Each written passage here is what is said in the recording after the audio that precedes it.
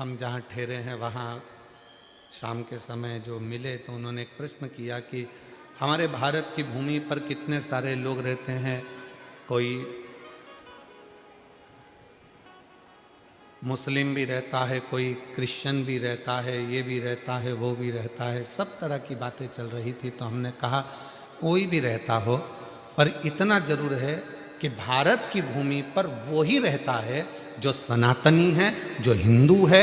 आज भले उसने अपना धर्म बदल लिया हो, भले उसने अपना धर्म चेंज कर लिया हो, पर उसके जो दादा परदादा थे, उसके जो पूर्वज थे, जो भारत में रहते थे, मतलब भारत की भूमि पर अगर कोई किसी भी धर्म का व्यक्ति रह रहा है, मतलब वो हिंदू था, हिंदू है और हिंदू ही रहेगा, ये निश्चित।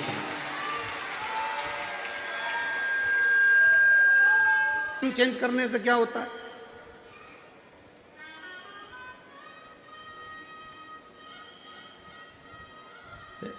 एक बड़ा अच्छा हम बात कहें आप लोग, एक व्यक्ति का नाम था छेदालाल। जम के बोलो, कौन सा नाम था? छेदालाल।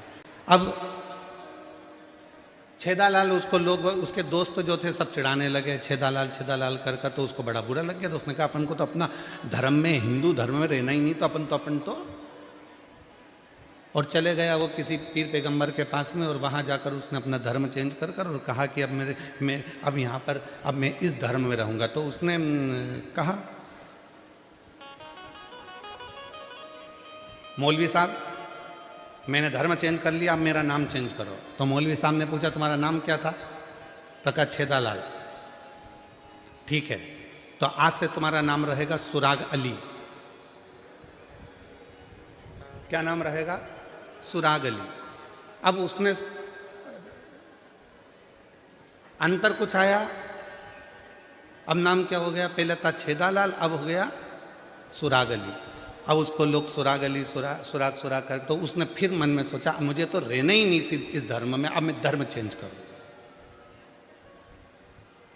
अब वो पहुंच गया किसी चर्च के अंदर, और वहाँ जाकर फादरी से कहा कि अब मुझे धर्म चेंज करना है और अब मैं इस धर्म में आ गया, अब मेरा नाम चेंज करो। तो क्या तुम्हारा पुराना नाम क्या था? तो कहा पहले मेरा नाम था छेदालाल, फिर मैं दूसरा धर्म में गया तो बन गया, जम के बोलो, सुराग अली। अब कहा कि एक काम करो, तुम्हारा नाम अगर चेंज करना है तो मिस्टर हॉल।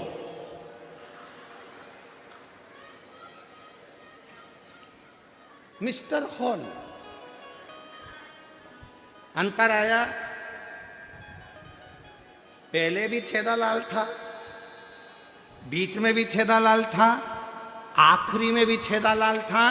उसी तरह भारत की भूमि पर चाहे कोई भी धर्म का व्यक्ति रहता हो, कोई भी तरह का व्यक्ति रहता हो, वो भले कह दे कि हम ये हैं, वो कहे वो हम ये हैं, पर भारत की भूमि पर उसके जो दादा परदादा थे वो छेदालाल ही थे, मतलब जो थे वो हिंदू ही थे, वो सनातनी ही थे। अब भले वो चेंज कर ले तो उससे कोई फर्क नहीं पड़ता, जो था उसको बदल नहीं सकता।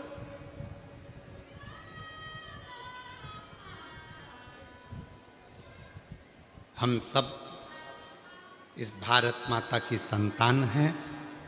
ये भारत माता, ये राष्ट्र हमारा है और हम इस राष्ट्र की औलाद हैं। अब उसमें कोई चेंज करे कि नहीं साहब मैं नहीं मानता, मैं तर्क शास्त्र वाले कहते हैं कि हम नहीं मानते, कि लोग कह देते हैं कि अपने भारत में तो भगवान को जल चढ़ाते हैं, अपने भारत में तो ऐसा होता है, अपने भारत में वैसा होता है, हमारे अपने भारत में। तो भाई भारत में रहते हो तो विश्वास तो करना ही पड़ेगा, और अगर तुम भारत में रहने के बाद भी हमारे राम कृष्ण हनुमान और शिव पर भरोसा नहीं कर सकते तो फिर भारत छोड़ो और दूसरे देश में जाकर रहो, मना नहीं।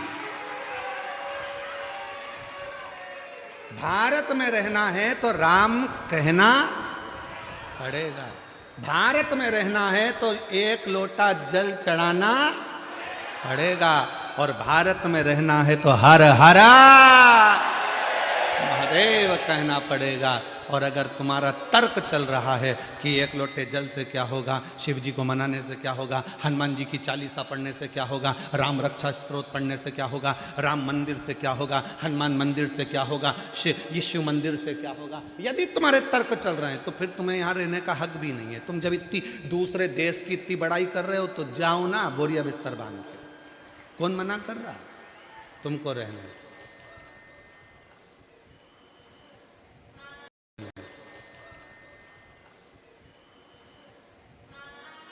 खाते भारत का है, रहते भारत में, सोते भारत में, कमाते भारत में, और बड़ाई करते चाइना ने इतनी तरक्की करी, चले जा। कौन मना कर रहा?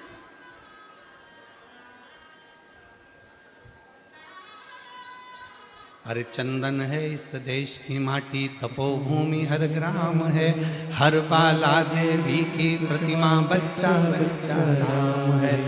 इसके सैनिक समर, चंदन है इस देश की माटी, तपोभूमि हर ग्राम है, हर बाला देवी की प्रतिमा, बच्चा बच्चा। और जिसके सैनिक समर भूमि पर गाया करते गीता है, उसी माटी के हल्के नीचे खेली करती सीता है। चंदन है इस देश की माटी, तपोभूमि हर ग्राम है, हर बाला देवी की प्रतिमा, बच्चा बच्चा राम है। ये वो धरा है जहाँ का एक एक कंकर शंकर है, ये वो धरा है जहाँ पर, ये वो वसुंधरा, ये वो भूमि है जहाँ पर शिव प्रकृति के रूप में विराजमान रहते हैं। प्रकृति के